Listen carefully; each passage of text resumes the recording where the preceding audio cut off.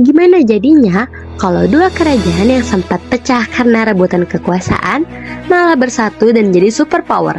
Ini adalah kisah tentang kerajaan Goa Talo.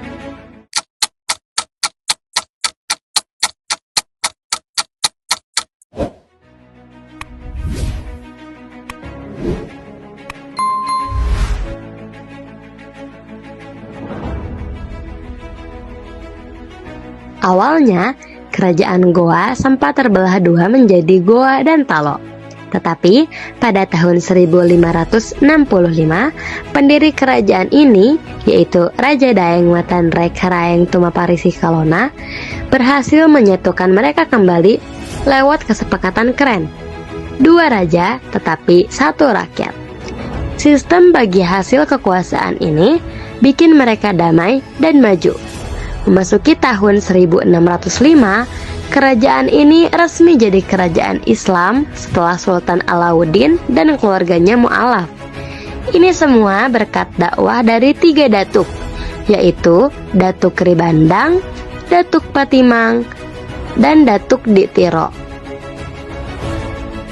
Berdirinya kerajaan Goa Talo adalah pada tahun 1565 setelah ada kesepakatan dua raja tetapi satu rakyat yang dibuat antara kerajaan Goa dan kerajaan Talo. Meski awalnya pecah, tapi akhirnya dengan sistem pembagian kekuasaan akhirnya bisa damai dan sukses. Malahan, penggabungan kekuasaan ini menjadikan kerajaan sangat maju di berbagai bidang. Kerajaan Goa Talo paling berjaya di era pemerintahan Sultan Hasanuddin tahun 1653. Ada banyak bidang yang sukses di bawah Sultan Hasanuddin, mulai dari bidang pendidikan dan kebudayaan Islam. Selain itu, perdagangan internasionalnya juga luar biasa sukses. Dijuluki ayam jantan dari timur, Sultan Hasanuddin sangat anti terhadap dominasi asing. Ia tak ragu langsung memimpin perang sendiri melawan VOC. Kerajaan Goa dan Talo merupakan dua kerajaan yang menggabungkan diri menjadi satu dan menjadi kerajaan Makassar. Tapi sebenarnya di daerah sekitarnya ada cukup banyak kota lainnya yang memilih untuk tetap berdiri sendiri. Sistem pemerintahannya menggunakan sistem pembagian kekuasaan, yang artinya raja dipilih dari garis keturunan Raja Goa, sedangkan Perdana Menterinya dipilih dari keturunan Raja Talo. Hal ini dilakukan berdasarkan kesepakatan dua raja tetapi satu rakyat yang dibuat tahun 1565.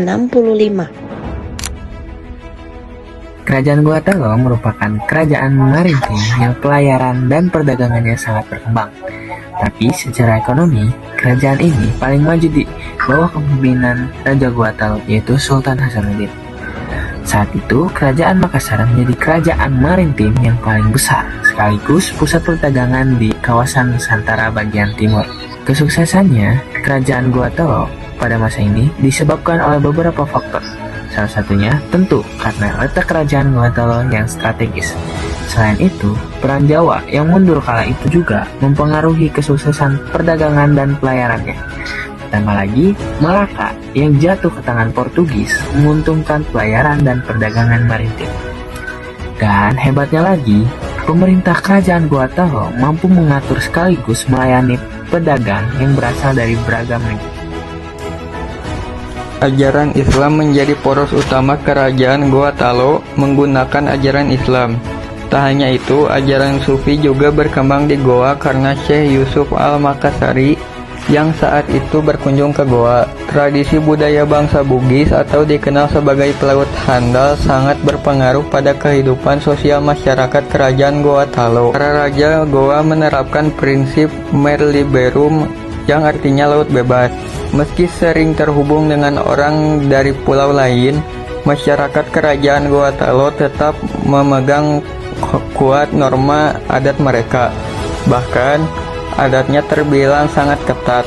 Contohnya, struktur sosial yang membedakan bangsawan atau paraeng dan rakyat kebanyakan maradeka dan hamba sahaya atau ata.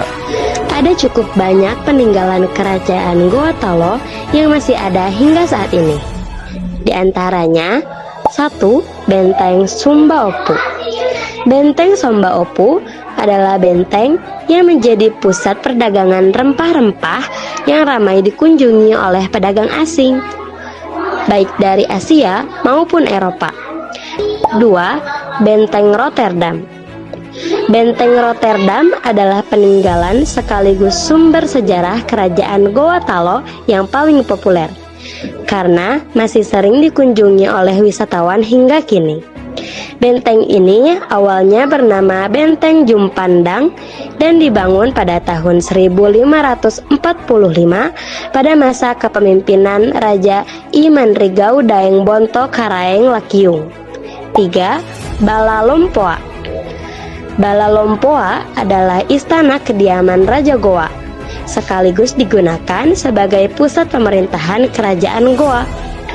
Bala Lompoa artinya adalah rumah besar, termasuk peninggalan yang baru, karena baru dibangun pada tahun 1935 sampai 1936 pada masa pemerintahan Daeng Matutu Karaeng Bantonompo Sultan Muhammad Tahir Muhibbuddin.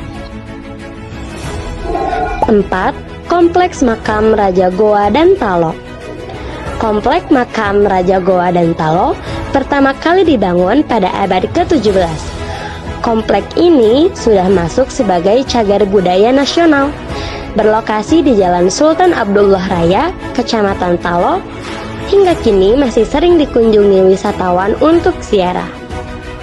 Dan terakhir, ada Masjid Tua Katangka. Masjid Tua Katangka dibangun pada tahun 1603 pada masa pemerintahan Sultan Alauddin, berada di dekat kompleks makam Sultan Hasanuddin. Saat ini, masjid ini sudah masuk sebagai salah satu cagar budaya nasional.